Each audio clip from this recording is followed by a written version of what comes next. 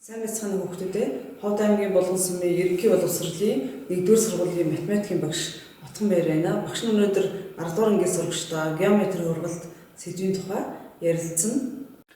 Геометри ургалтын хүрээнд координатын хавтгаад хургалт хийх, координатын хургалтын томьёо олох, хургалтын матриц түүнийг хэрэглэх, координатын хавтгаадах дүрсийг тэгшгэмээр хургах,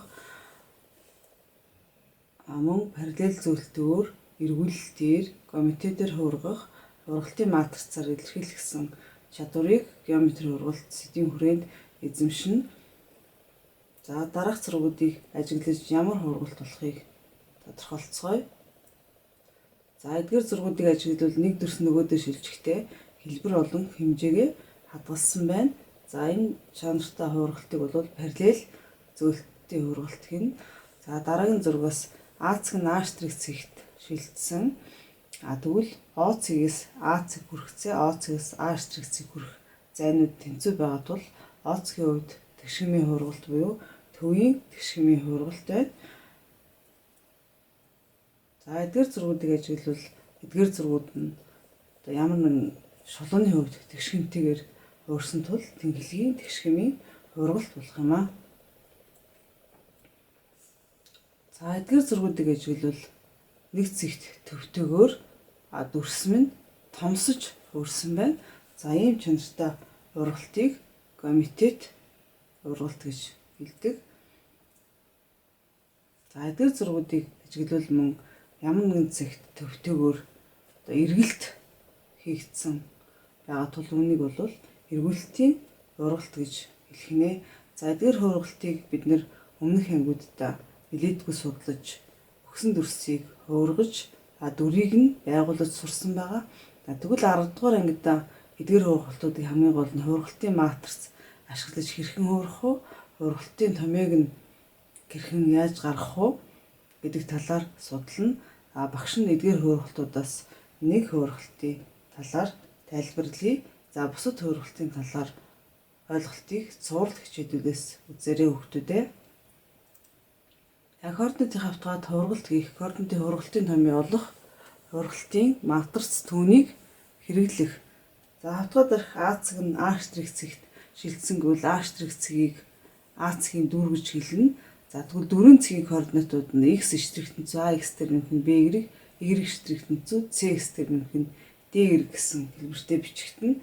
За үүнийг хургалтын томьёо гэж хэлнэ. За хургалтын томьёог матриц хэлбэрт бичвэл за x y гэсэн дөрвөн цэгийн координат нь a c b d гэсэн матрицыг үржих нь x y матриц гэсэн хэлбэртэй болно. За эндээс a c b d гэсэн матрицыг хургалтын матриц гэж хэлнэ.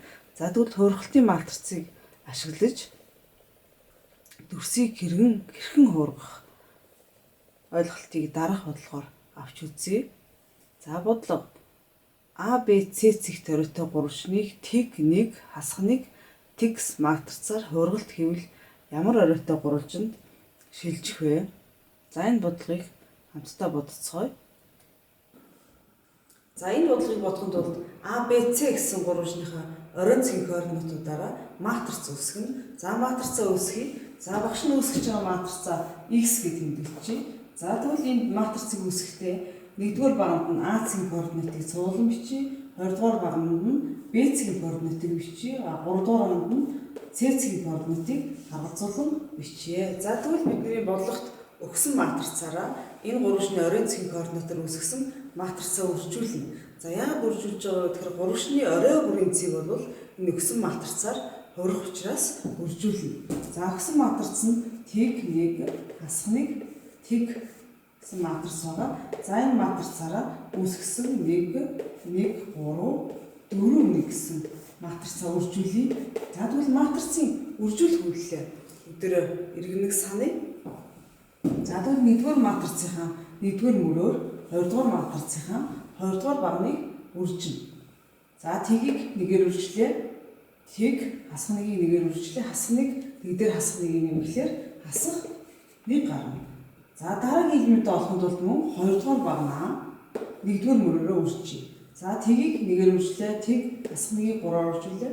Хасах 3 нэмэхлээр хасах 3 гарна. За дараагийн багнаараа мөн 1-р матрицынхаа эхний мөрийг үржин. Тгийг 4-оор үржлээ. Тэг хасах нэгийг нэгээр үржлээ. Нэг боронд нэмлээ. Хасах 1 гарна. За тэгвэл харин матрицынхаа 1-р мөрийг ингэж бүтээсэн бол 2-р мөрийг нь бүтээхдээ 1-р матрицынхаа 2-р мөрөөр мөн үржиж байгаа матрицынхаа баган бүрийг үржиж харгалзах байранд нь гарсан элементүүдийг нь тавина. За дараач мөн үйлчлэн нэгийг нэгээр үржлээ, тгийг 3-аар үржлээ. Тэг нэг дээр тгийг нэмээд 1 гарна. За нэгийг 4-оор үржлээ 4, тгийг нэгээр үржлээ тэг. За 4 дээр тгийг нэмээд 4. За энэ бол хариу матриц. Хариу матриц маань юу вэ гэхээр бидний ABC гурвалжны энэ матрицаар хувирсан хургалтын дүр нь байна гэсэн. За тэгэхээр А цэг маань ямар цэгт шилжсэн бэ гэхээр А штрих цэгт шилжсэнгүй координат нь хасах 1 нэмэх 1 гэсэн координатад цэгт шилжсэн. А Б цэг нь Б штрих цэгт шилжсэнгүй хасах 3 1 гэсэн координатад цэгт шилжсэн байна. А С цэг нь С штрих цэгт шилжсэн гэж үзвэл хасах 1 4 гэсэн координатад цэгт шилжижээ. За тэгвэл бид энэ бодлогыг бодохдоо матриц ашиглаад урагшлынхаа дүрийг олсон бол одоо бүгдээ координатын хавтгаалаар байгуулад яг одоо бидний мэддэг хөргөлтүүдийн аль хөргөлтөөр нь өөрсөн бэ гэдгийг координатын хавтгаа дээр гурвшнуудаа байгуулад үзцгээе. За дэвтэртээ байгуулаарай хүүхдүүдээ. За А цэг маань x-ийн 1, y-ийн 1 дээр байна. А Б цэг нь x-ийн 1, y-ийн 3, С цэг нь x-ийн 4, y-ийн 1. За Б цэг 3 шнаа. Зуръя. За мөн түүний дүрийг нь бас зураад үзье. За А штрих цэг нь x-ийн хасах 1, y-ийн нэмэх 1 дээр байгаа. Б штрих цэг нь x-ийн хасах 3, y-ийн нэмэх 1 дээр Б штрих цэг байрлаж байна. За С штрих цэг нь x-ийн хасах 1, y-ийн 4 дээр. За энэ гурван юм байгуулад харъя. За харах. Сайн ажиглаад хараарай хүүхдүүдээ. За ажиглаад харахаар гурвалжин маань эргэсэн байгаа учраас багш нэг эргүүлэлт байх гэж бодож байна. За эргүүлэлт мөн үү үгүй гэдгийг шалахын тулд гурвалжиныхаа оройн цэгийн координатуудыг координат ихтэй холбоод үзье. За жишээ нь А цэгийг холбоод үзье. За А цэгийг холболоо. Мөн А цэгийн дүр А штрихийг холбоё.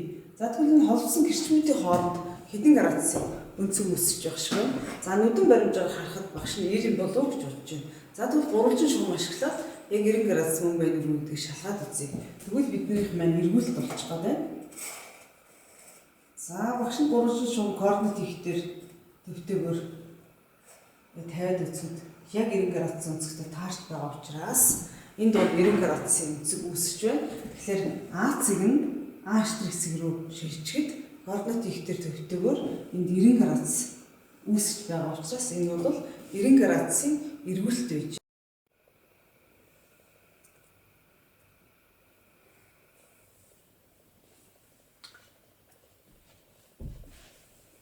Эргүүлэлт координатын хавтгай дахь дүрсийг эргүүлэлтээр хөргөх хургалтын матрицаар хэрхэн илэрхийлэх вэ?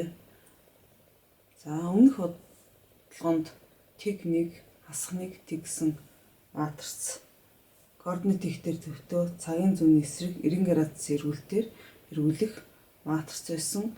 За тэгвэл эргүүлэлтийн матриц нь бүтэгдэж байгаа үед хургалтын томыг салбархан болгож болно. За хургалтын томьёо матриц хэлбэрээр бичвэл ийм хэлбэртэй болно.